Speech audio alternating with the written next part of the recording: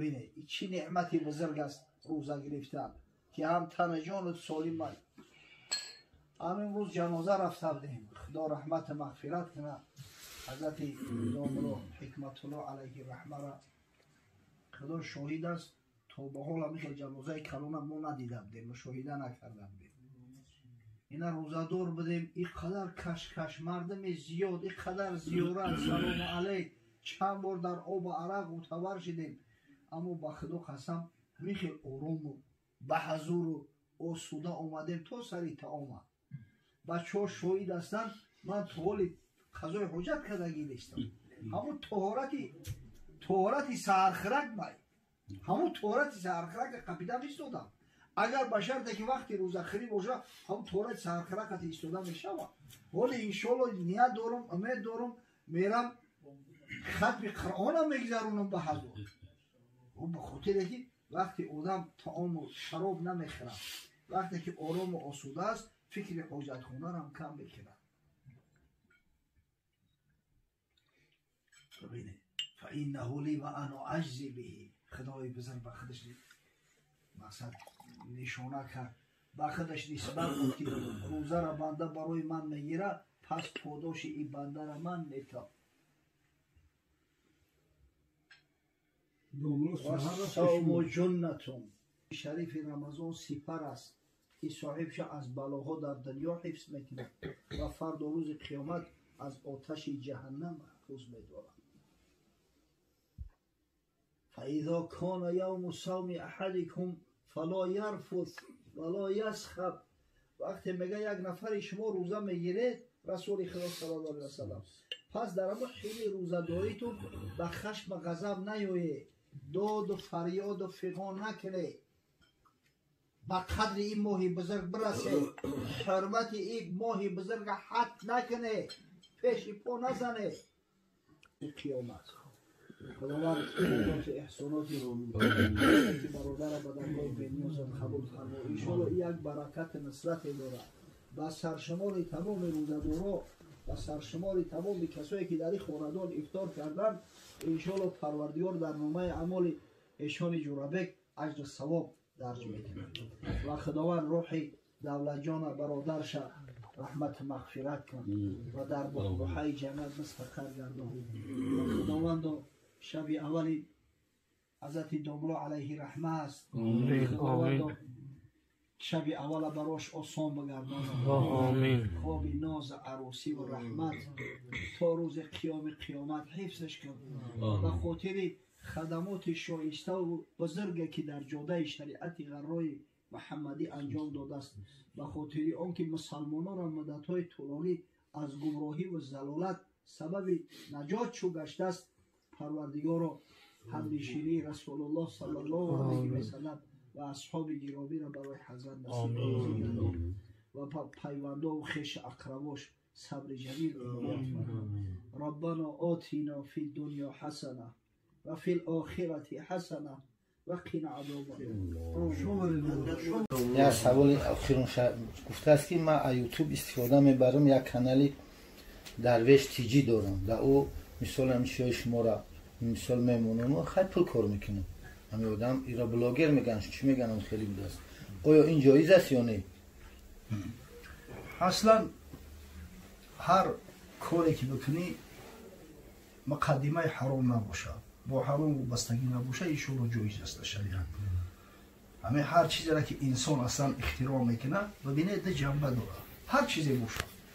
کمان اختراع کردن با کمان شکار کرده میشه، نفقه روزگار را تامین کرده میشه، با کمان ملک دیار را میتونی که حفظ کنی، اما با کمان انسان را کشته میشه. وابسته به او است که در چی استفادهش میبری. همین کار دا ببینه، کارد قطعی مثلا زن ای بچه تمامی کارهای روزگار را انجام میده، امکان داره که با کارد زن یک از حلاک کنی. برای هر چیزی که انسان اختراع میکنه ده جنبه داره. اگر برای خوب خیر استفادهش کردی انشاءالله اجر ثواب میگیری، حلال درسته. نه که در راه بد استفادهش بودی البته که محروم میشه، این جای شک شبهه نداره. به اون مقصد اساسی سوال کردن اینه که همچون وای حقی مؤلف گفته شده. مثلا او مسئله جایزیشه برای او پرسیدست که یعنی مثلا اگر شما حال وقتی که رخصت نداده باشید آیا مثلا موافقی همین چی حق تعریفی و حق ندارن که همین سیاستشون مثلا اگر شما در عموم اگر اجازه داده باشید در عموم در کسی هم دیگه هر کسی که همین را برای بعضی کتابا میشه که مثلا اون مؤلف کتاب میگه که اگر کسی به خاطر خدا همین کتاب ما را چاپ میکنه ترجمه میکنه میفروشه اجازه داره. بعضی مؤلفی هست که وای اجازه نمیده وای حق تالیفش باید چند فایده باید برگردانده شود. مقصد سوال گنده همینه که یعنی همچون تالیفات شما ما استفاده میکنم پول کار میکنم از همین شما در عموم اجازه داده یا که مثلا بعضی من مثلا حق دارم که همین روای کنم برکت بیاری. حضرت صلی الله علیه و سلم میگه چی بسا شخصایی هستند که علم از یک کسی دیگر میگیرن اما فایده و منفعتش برای مسلمان‌ها از اون صاحب علم بیشتر زیادتر است. اصلا این برادر من نمیشناسم خدا راستی نمیدونم اما هر کاری خیر است ما ضد نیستیم. ما هیچ وقت مقصد که سخن خدا را به خاطر حقوق مبلغ نگفتیم نمیگیم. هر کسی چی امکانی داره هر کس چی هنری داره در اسلام باید نشان بده. اصلی گپ همیه چی هنری داری همین سعی که یک فایده و منفعت به اسلام و مسلمانان برسه لا اقل فایده و منفعت نمیرسه زیان و ضرر نرسه همین را مردیه انشاءالله.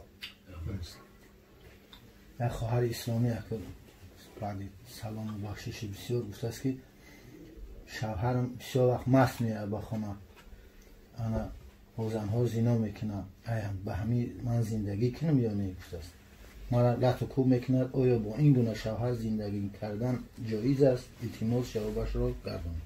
چند سال بود است زندگی میکرد؟ اکنون نگفته است همین قبول است که اصلا شوهرم الاخره زناگره میره با لط و کوب میکنه آیا با زنهای بیگونه زنا میکنه آیا من به همین زندگی کنم یا نه؟ اصلا همین در نکاح پیغمبر صلی الله علیه و سلم همین کفر تاکید کرده است. تخیروا لنطفکم وانکحوا الاکفاء. حضرت میگه برای اما نطفاتو برای تخمتون مقصد که زمین خوب اختیار کنی و وقتی که نکاح میکنه زن بگیره کوشش کنه که هم کفوی خودتون بگیره هم کف بگیره. هیچ وقت مرد فاسق و فاجر با زن صالحه هم کف شده نمیتونه.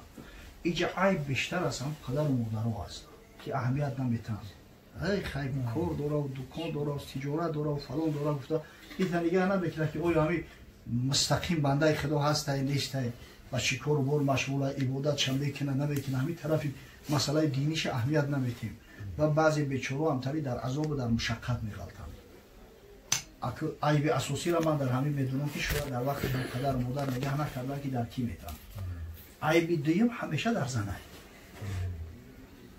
اول زن آخر زن آنگاه زن مرد. اگر زن همت داشته باشه اگر ابی سعی داشته باشه اگر بخواه که مرد اصلاح کنه با خدا قسم خداوند تمام شرایط امکان براش فراهم میکنه. خواه کنه مرد کنه خوش کندن در کار نیست اصلاحش کردن میتونه. یک زن پیش یک حکیم اومد تو همه شوهرم دردی سرای همین گیزله حقورت میکنه گپی خوب نمیزنه این طبیعی آوگوشی میکنه روز ندارم خطیش چکار کنم همه یک گرمیش نمیکنی گرمیش دهنش بند با این هم نمیگه که خیلی دهن بند گرمی و ایچ رو اسلام نیسته آدمی به حکمت و به عقل است میگه میکنم من یکی شرطاش بسیار از دین نهید میگه چکار کنم هر شرطی بفرمی اجرا میکنم میگه از موی یولی شیرینر یول داره که یک چند کیلوش در کاره روی دهنی او را وستن گرمی کردن فقط ای شیر زنده ای که در طبیعت های در ایزوپر نمیشه ای طبیعت نمون مقصد که او میره اون مرغزارو مقصد همون شیرش کار میگیری موی شیر زنده نوبسته بگی بیار ایشالا اون طرف تنیمه این زنک سراغ میکنه میره و همه بیشه یک شیر داشته است خطی همون شکرچوی اگر میزنه که چخیل کنم که همه شیر رو مقصد چیم نگم گفتن همه شکم سیر باشه هیچی نمیگه تو کوشش که همه شیر شکمش داریم سیر باشه یعنی هر روز همه بزه یک گوسپند میکشته میبورده یا همونجا میمونده است خودش بروی درخت میبومده шер меомада аст амуро мехӯрдай мерасидай омӯхта шидааст дигар шер ҳамун соате ки ҳами занак меояд ку дигар ҳамо интизор меистодааст ки кай ҳами меояд баъди чанд муддат дигар ҳамиқа дигар наздике мешавад ки мехӯряд дар пеши шер места шер ҳамо хӯрока хӯрдаста ҳеҷ чиш намегӯяд як рӯз даст шадроз мекунад силаш мекунад ором ай ба ҳами як рӯз истифода мебара ай фурсата қайчи бурда даст қатиш чанд мура мебараву ба як хурсандиву шодӣ давом меояд пеши ҳами ҳаким ина ҳазрат ина гуфтагита иҷро кардам тура мардак шава ки иҷро кун ина ай шери зинда овардам ба мега хоҳар ҳами шӯи ту қади ҳамун шери наргӣ зада ай бирабин як шери ваҳшира ки одама мехӯра дилша ёфти ахир ҳичи нагуфт ҳатто муша бриди гирифти оварди нагӯ ҳами як шӯрата дилоша нарай айзан хеле чизо вобастагӣ дорад ولی مینولن دعوا میکنن الا شوهامو زن گرفت فلان کرد آخه تو زنی حقیقیش شد یادی زن نمیکنه زنی حقیقی باش خراکک شب پس نزد خونش داد و فیغان نکه هر وقتی اومد تبسم قطعی قبولش که با تبسم گسیرش که از برای خدا اگر همی تو زنی حقیقیش های هرگز همی شوهری تو ارزوی زنی دیگه نمیکنه خود چون میلنگن همی پاود میتنه بعد شکایت ارزی داد و فلان بسم الله یقین است اگر همین زن واقعا اگر همین زن غیرت داشته باشه سعی تلاش داشته باشه علاجی نداره که شوهر رای عاشق نشود همین پود سرس و ماشینه через желудок میگن روز همین شکمبکش سر که خوراک دلخوش در وقتش بیار اما چند نجکونش در وقتی هم خوراک خوری آرام باش همین زنای صحابت یک تعلیم بگیره از برای خدا تمام زینت شونه در پیش شوشو میکردن همون چلوهای طلایی و گوشبرهای طلایی و گردنبندهای طلایی را در نزد شوهر استفاده میکردن در توی تماشای بیگناهانه همش گوشبر را نمیکنه که یکی خوب میرم نشکنه در اینجا گردنبند نمیکنم کی میبینش تو برای مردم گرفته یا برای شوتا در پیش شوت خطا زینت بته شوکی اومد خشبو که خشروک دیل کش که همه ببیند حواسش کنه او بیچاره اون مردک میآید خونه زنش میاد بوی اوغل کرده است گو تازه کرده است بیچاره و گو جوشیده است او زنکای بیگونه را میبینه همکاراش را میبینه همش عطر و پا زدگی بوی خشبو میکنن البته که بعد حواسش هر سه میره از زن بسیار چیزا وابستگی داره زنی خوب و فرمانبری پارسا کند مردی درویش را پادشاه آقای زنکی خوب باشه صالحه باشه پارسا باشه بخدا قسم همین مردی درویش پادشاه میکنه همون مردک هم شکرانه نعمتی پروردگار میکنه بخدا قسم پادشاه ها احتیاج به همین زن بسیار چیزا وابسته اگر همین زن بدونه که حق حقوق شوهر در زیباش داره حتی پدر و مادرش نداره انا لا عقل خیلی که پدر و مادر احترام میکنه شوهر احترام کنه پدر و مادر شوهر احترام کنه ان شاء الله در زندگیش یگون مشکلی نمیشه خیلی بعضا یگون زندگی به نشه به فراز نمیشه به شکست ریخ نمیشه یک هم بود یک میشه اما حل شونده کویو دویدن گسله تو کادونه به شرطی که زن اگر بخواه قصد داشته باشه ان شاء الله همین مردی درویش پاچو میکنه چی برسه به اینکه یک اوباشه اصلاح کنه یک الکگولی که اصلاح کنه میتونم به خدا قسم حضرت ام سلیم صحابه زن ای از بنی نجار است این زن وقتی که از پیغمبر صلی الله علیه و سلم آگاهی پیدا کرد هنوز در یثرب بود در شهر مدینه منوره ایمان آورد حتی شوهرش میگه قهر کرد مالک ابن انس نام داره شوهرش قهر مالک ابن نضر قهر کرد اومد برفت دیگه هم تا بینام و نشان گم شد رفت میگه یک جوان مردی بود در بین همه مردمی خزرج با نام ابو طلحه تخلصش ابو طلحه حضرت بسیار صاحب جمال با دولت بسیار حکیم و با سواد و با علم شخصی محترم بود نزدش آمد گفت یا ام سلیم را نمیگیری گفت میگیرم لیکن تو با فکر که همون مهریه را داده نمیتونی گفت به خدا قسم جان من میتونم برای تو مهریه را گپای من همین وقتش عاشقی تو مقصد همین روزی باشی هر مهری بفرمی بفرم ای دختری کتر مهری زیادتون میتونم گفت مهریه من کلمه شهادتی تو این همه کلمه شهادت ابو میگیرم مولی دنیا در کارم نیست. و بینه یا شوهری را که در قیسه و در فکر مسلمان شده نبود امی زن مسلمان کرد باز چی مسلمانه؟ یکی از نزدیکای حضرت صلی الله علیه و سلم شده میادم که در تاریخ ابو طلحه میگوید تمام مسلمان ها میشناسنش. برای همه ایزان بسیار چیزا وابسته است. خداوند بخت اقبال بده ای خواهر و خیلی که کاری شدگی شید شاید گمان میکنم که 1 سال و 2 سال قطعی او زندگی نداره. اگر به شرط که سعی کنه و همون شوهر اصلاح کنه انشالله جهاد در راه حق کرده است. اون مقصدش که همون زینای کم یکون چی نداره در نکاحمون میگه مشکل اینجاست که همین زینوکار مردم در طایفه میشود. زینوکارایی هستند که زینا را نعوذ بالله حلال میدونند. کسی زینا را حلال و درست بدونه او از دایره اسلام خارج میشود. او از زنش طلاق میشود. یه جای گپ نیست. اما اکثر زینوکارا کسایی هستند که میدونن که زینا حرامه اما نفس خودشون کنترل کردن نمیتونن متاسفانه دست به همین کار میزنن. شخصی که ای طایفه باشه او مقصد مسلمانی فاسق. برای ما نمیتونیم بگیم که ای نظر شریعت که هر کسی مرتکب گناه کبیره شده است او زنش طلاق میشود. اگر چنده امام قرطبی در تفسیرش آورده است میگه قول علمای متقدم علمای پیشینه ما صحابه و تابعین همی بود که هر شخصی اویلدار زنا کنه زنش طلاق میشود.